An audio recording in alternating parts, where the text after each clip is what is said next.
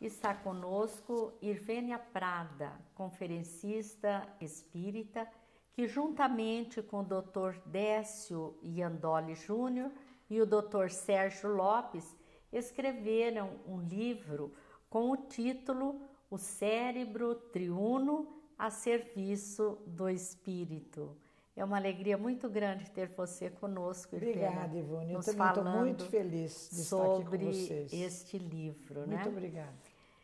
E nós também lembramos que após a entrevista teremos a mensagem do Momento Espírita. Irvênia, este livro escrito em parceria com esses dois colegas de doutrina espírita tiveram por base o livro No Mundo Maior, de André Luiz. Qual é a visão do mentor Calderaro a respeito da nossa casa mental e a sua relação com o cérebro? Calderaro, que é o mentor de André Luiz nesse livro, né, No Mundo Maior, ele tem lições assim que são fantásticas. E ele diz no capítulo 3 e 4 que a nossa casa mental tem 3 andares. O primeiro andar diz respeito ao passado, às nossas aquisições anteriores, interage com a parte mais profunda do nosso cérebro, que ele chama de cérebro inicial.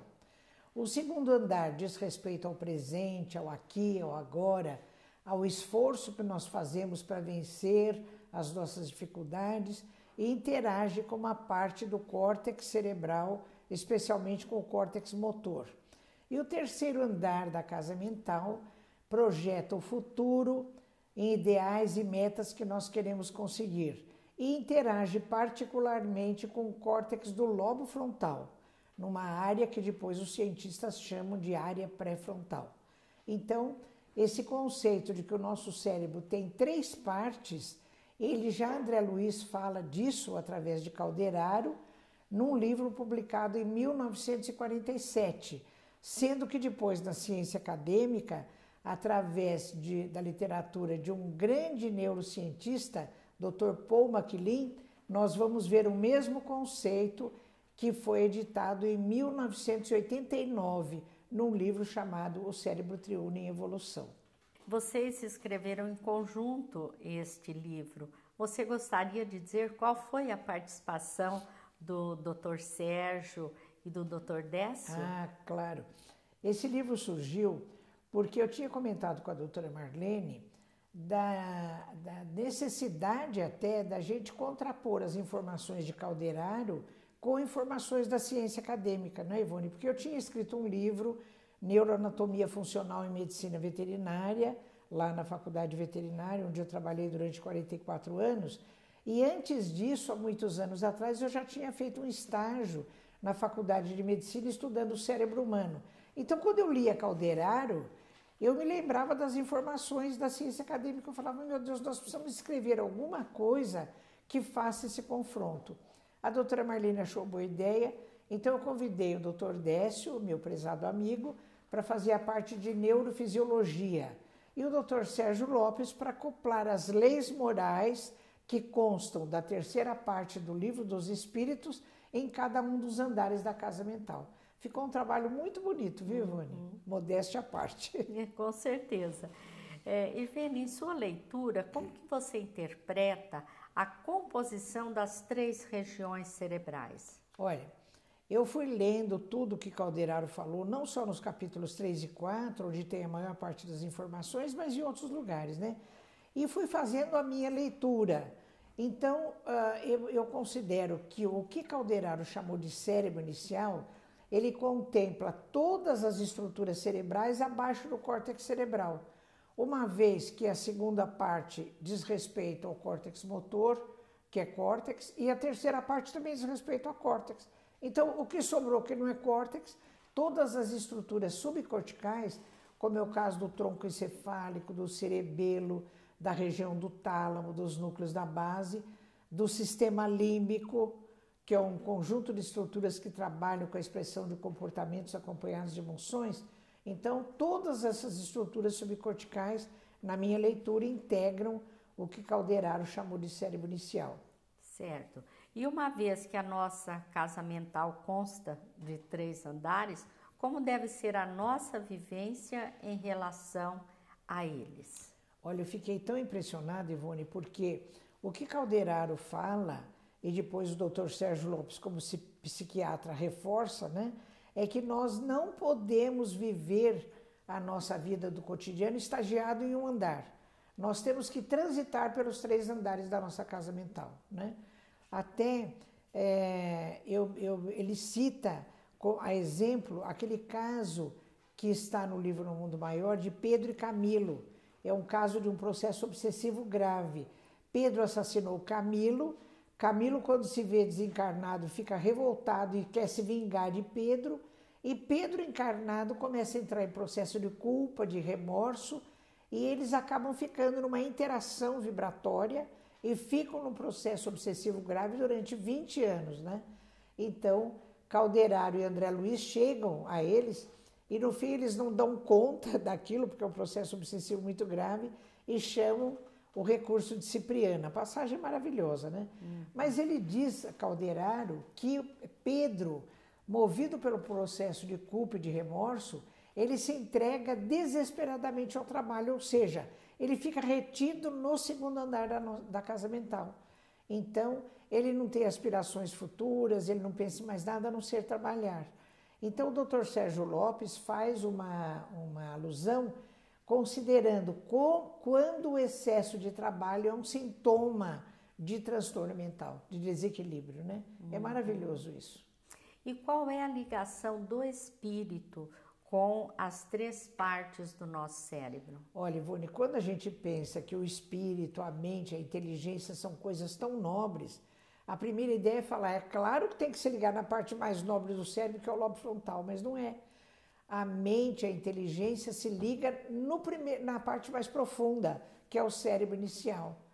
E isso hoje está confirmado pela ciência, e eu cito a exemplo um neurocientista famoso também, o Heidi Penfield, que foi muito famoso na década de 50, 60, 70, e ele diz no seu livro O Mistério da Mente, a inteligência, a consciência, ela não deve se ligar ao córtex cerebral, mas sim às partes mais profundas do cérebro, que ele chama de tronco encefálico alto.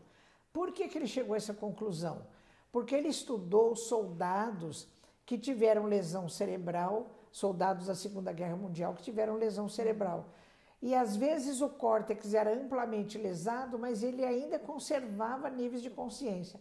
Então ele falou, então é provável, ele usa em termos de probabilidade, que a consciência não se ligue ao córtex, mas às porções mais profundas do cérebro. Que é exatamente o que Calderaro falou em 1947. Né? Maravilhoso isso. E qual é o significado da autoiluminação a que você se refere neste livro? É Calderaro também que diz, essa busca de ideais e metas a serem atingidas na vivência do 3º andar é que nos impulsionam, é que estabelece um propósito para nós trabalharmos no presente com esforço e com vontade para buscar a nossa autoiluminação. Mas, Ivone, nem sempre quando a gente trabalha na seara de Jesus, a gente, mesmo fazendo o bem, a gente não consegue a autoiluminação. É o caso daquele livro Voltei, do irmão Jacó, que é pseudônimo de um grande espírita, né?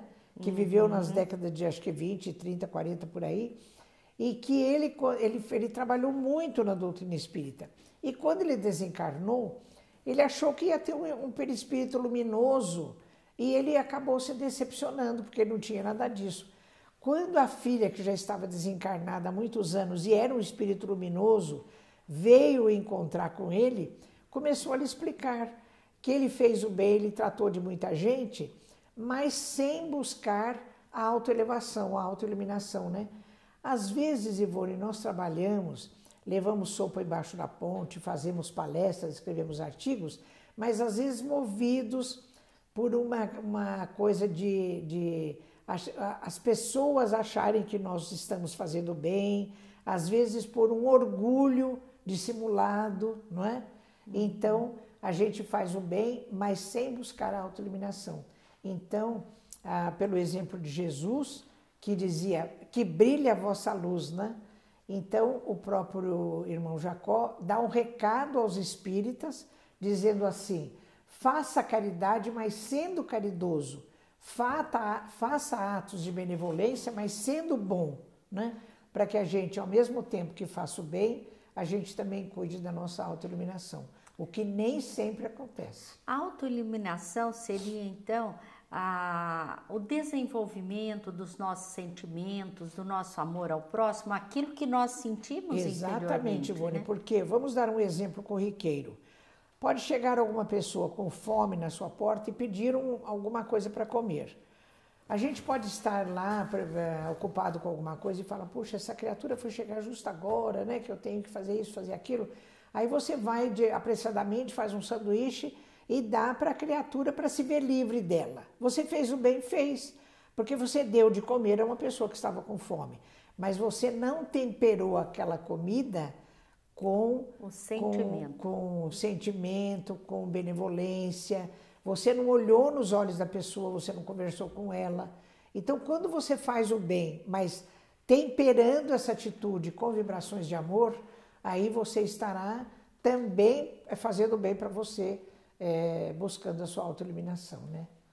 É por aí. Certo. Às vezes a gente acaba se descuidando desse detalhe que é muito importante. É muito importante a gente refletir sobre isso. Verdade. Na realidade, nós somos o que sentimos. É né? verdade, é verdade. Irvênia, nesse livro você se refere a uma espécie de conversa bioquímica entre a segunda e a terceira parte do cérebro. Como exatamente isso acontece e qual é o resultado desse processo em termos de nosso comportamento? Ivone, você acabou de dar a resposta agora no final da pergunta anterior, quando você falou que o que importa é o sentimento. Porque, na realidade, nessa parte mais profunda do cérebro, tem um conjunto de estruturas que trabalham com a expressão de comportamentos acompanhados de emoções. É chamado sistema límbico. E ele tem mesmo uma conversa química, ele tem projeções neurais para o lobo frontal, que trabalha com a parte cognitiva, com o intelecto, com a razão, né? Então, tem uma cientista, a doutora Rita Carter, ela tem umas publicações em que ela cita o caso de um paciente, o doutor Antônio Damasio, que é um neurocientista indiano, ele é português, radicado nos Estados Unidos, e esse paciente chamado Elliot, ele teve um tumor nessa região, entre o lobo frontal e a parte mais profunda do sistema límbico. Os neurocirurgiões, quando fizeram a cirurgia para extrair o tumor, acabaram interrompendo essas ligações bioquímicas entre o sistema límbico e o lobo frontal. O que aconteceu com Elliot? Ele perdeu a capacidade de sentir, mostravam para ele cenas de pessoas sofrendo, de incêndios, de inundações, ele ficava absolutamente impassível. Então ele dizia assim: eu sei que isso é um horror, mas eu não consigo sentir esse horror. E também ele perdeu a capacidade de escolher, de decidir. Por quê? Porque as nossas escolhas são feitas com base nas nossas emoções. Então, apesar da gente dizer que é imparcial, às vezes, para decidir alguma coisa, e que sempre age com a razão, isso é uma falácia.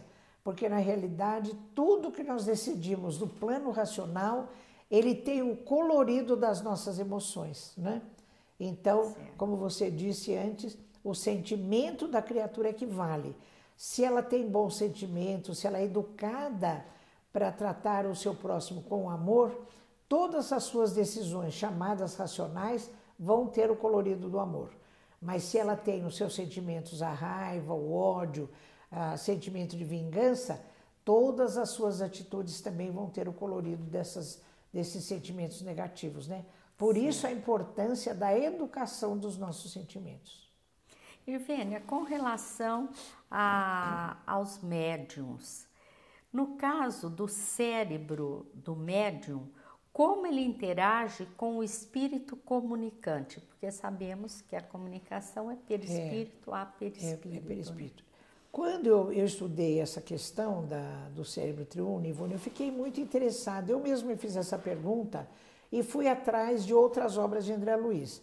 No livro Nos Domínios da Mediunidade, em que o mentor é Aulus, o capítulo 6 descreve o caso de um ato mediúnico de psicofonia consciente. A médium é Eugênia. E no capítulo 8 existe a descrição de um caso de psicofonia inconsciente ou sonambúlica. A médium é Celina. Eu fui lendo, e eu fui destrinchando aquilo, então eu fui adaptando todas as coisas que os mentores fazem, ajudando o processo mediúnico e atuando nas diferentes áreas cerebrais. Por exemplo, assim que o espírito necessitado, sofredor, se aproxima de Eugênia, o mentor do trabalho, o mentor espiritual, que está cuidando da inter-relação entre o espírito e o médium, tece fios vibratórios que ligam a mente do médium à fronte de Eugênia.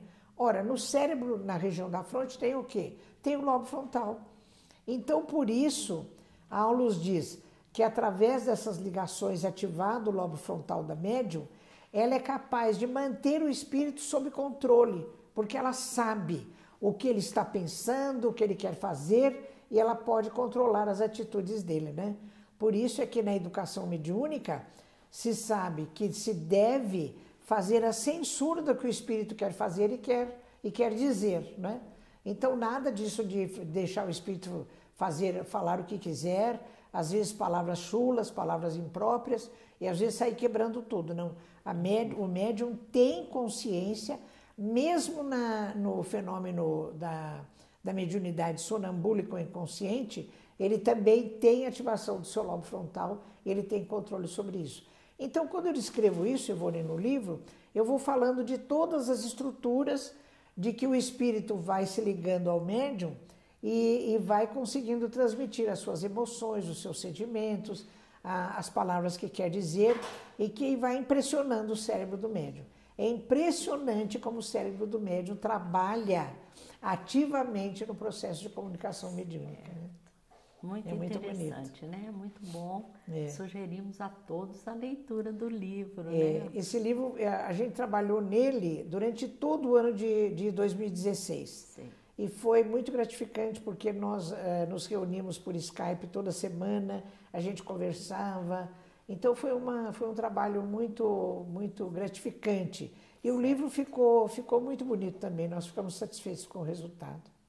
Irvênia, nós agradecemos a sua participação. Muito obrigada. Foi muito bom estar com você hoje. Eu é que agradeço a oportunidade e envio um abraço a todos. Nós lembramos que agora teremos a mensagem do Momento Espírita e desejamos a todos muita paz.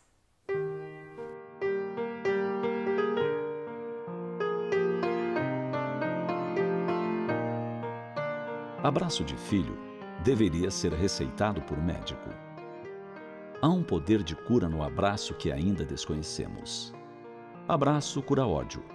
Abraço cura ressentimento, cura cansaço, cura tristeza. Quando abraçamos, soltamos amarras. Perdemos por instantes as coisas que nos têm feito perder a calma, a paz, a alma. Quando abraçamos, baixamos defesas e permitimos que o outro se aproxime do nosso coração. Os braços se abrem e os corações se aconchegam de uma forma única. E nada como o abraço de um filho. Abraço de eu amo você. Abraço de que bom que você está aqui. Abraço de ajude-me. Abraço de urso. Abraço de até breve. Abraço de que saudade. Quando abraçamos, a felicidade nos visita por alguns segundos e não temos vontade de soltar. Quando abraçamos, somos mais do que dois. Somos família, somos planos, somos sonhos possíveis. E abraço de filho deveria sim ser receitado por médico, pois rejuvenesce a alma e o corpo. Estudos já mostram com clareza os benefícios das expressões de carinho para o sistema imunológico, para o tratamento da depressão e outros problemas de saúde. O abraço deixou de ser apenas uma mera expressão de cordialidade ou convenção para se tornar veículo de paz e símbolo de uma nova era de aproximação. Se a alta tecnologia, mal aproveitada, nos afastou, é o abraço que irá nos unir novamente. Precisamos nos abraçar mais. Abraços de família, abraços coletivos, abraços engraçados, abraços grátis. Caem as carrancas, ficam os sorrisos. Somem os desânimos, fica a vontade de viver. O abraço apertado nos tira do chão por instantes. Saímos do chão das preocupações, do chão da descrença, do chão do pessimismo. É possível amar de novo, semear de novo. É possível renascer. E os abraços nos fazem nascer de novo. Fechamos os olhos e, quando voltamos a abri-los, podemos ser outros, vivendo outra vida, escolhendo outros caminhos. Nada melhor do que um abraço para começar o dia. Nada melhor do que um abraço de boa noite. E sim, abraço de filho deveria ser receitado por médico várias vezes ao dia, em doses homeopáticas. Mas, se não resistirmos a tal orientação, nada nos impede de algumas doses únicas, entre essas primeiras, em situações emergenciais. Um abraço demorado, regado pelas chuvas dos olhos, de desabafo, de tristeza ou de alívio. Um abraço sem hora de terminar, sem medo, sem constrangimento. Medicamento valioso, de efeitos colaterais admiráveis, para a alma em crescimento.